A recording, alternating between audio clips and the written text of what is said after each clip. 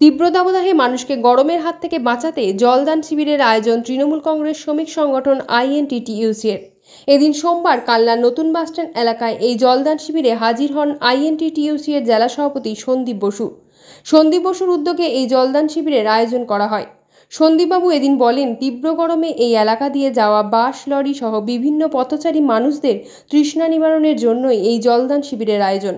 হাজির ছিলেন কালনা পৌরসভার উপপৌরপতি তপন পোড়েল, কালনা পৌরসভার কাউন্সিলর তথা আইএনটিটিইউসি এর জেলা সভাপতি সন্দীপ বসু, যুব তৃণমূল কংগ্রেসের সহসভাপতি সৌরভ হালদার সহ বিশিষ্টজনেরা।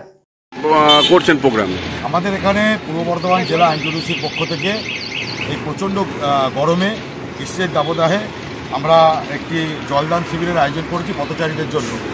এবং যত মানুষ আছে, যারা টোটো শ্রমিক থেকে শুরু করে অটো চালক থেকে শুরু করে পথচারী, বাস চালক এবং যারা লরি নিয়ে এলাকা দিয়ে পাস করছে, সকল মানুষের জন্য আমরা একটি যাতে তাদের এই গরমের তৃষ্ণা মেটানো যায় তার আয়োজন করেছি। আপনারা জানেন আমাদের সকলের প্রিয় নেত্রী মমতা বন্দ্যোপাধ্যায় এবং আমাদের সকলের প্রিয় নেতা অভিষেক বন্দ্যোপাধ্যায়ের যে বার্তা, যে সবসময় সদা সর্বদা মানুষের পাশে সব রকমভাবে থাকতে হবে, তারই এটা একটা ছোট্ট প্রয়াস আমরা এখানে আয়োজন করেছি।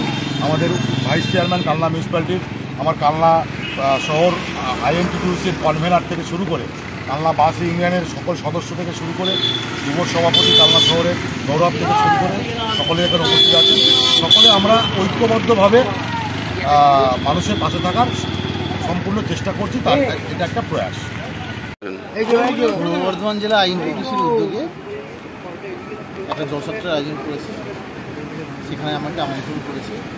এই তীব্র তাপদাহে পথচারী মানুষ, যারা লরি চালক, বাস চালক রয়েছে, তাদের পাশে তাদের তৃষ্ণা নিবারণের জন্য আমাদের পূর্ব বর্ধমান জেলা আইএনটিটিইউসির উদ্যোগে একটি জলসত্র আয়োজন করেছে। তীব্র তাপদাহে তাদের যাদের তৃষ্ণা নিবারণ হয়, সেই জন্যে আমাকে এখানে আমন্ত্রণ করেছে। আমি এখানে উপস্থিত হয়েছি।